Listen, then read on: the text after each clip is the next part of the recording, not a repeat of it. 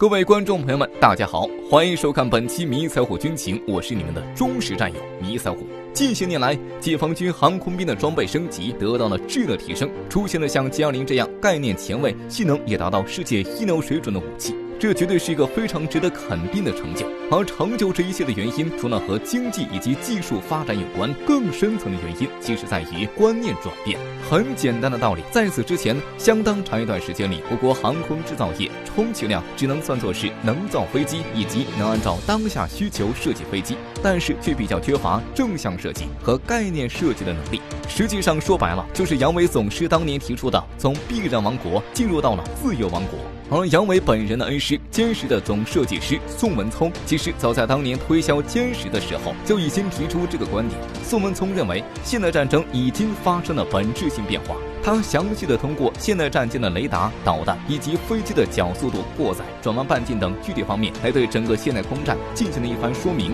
要实现这样的性能指标，新一代战机应当采用如何的机动布局、飞控系统以及拦截火力系统等等。换句话说，这就像是一项工程管理一样。接触过工程的观众朋友都知道，对于自己的产品一定要有全局意识。如果工程师只是按照甲方提出的标准去干活的话，后面生成的产品从各个单独指标来看，的确都是达标的，甚至超标。可是，一旦套用到整体，却是虎头蛇尾。所以，在这个过程当中，就需要产品经理去统筹协调，告诉工程师我们真正需要的是什么。美国人从上个世纪60年代开始，就一直在绞尽脑汁探索下一代战斗机究竟应该是什么样的。他们曾经一度认为，战斗机只要飞得够高够快就一定厉害，但后来才发现，飞机再快也跑不过导弹。折腾了整整20多年，才总算从 F2 上面得到了答案。早在歼十时代，宋文聪就已经提出了激光武器的重要性。而无独有偶的是，美军如今公布的第6代战斗机标准，真的把激光武器列为了一项重要指标。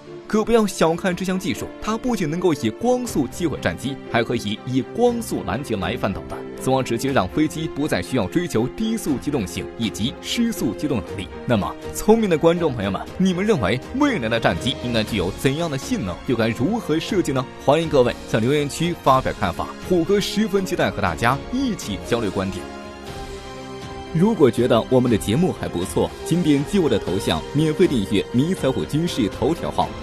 原创虽不易，但我们会坚持每天更新，您的关注就是对我们最大的鼓励，谢谢。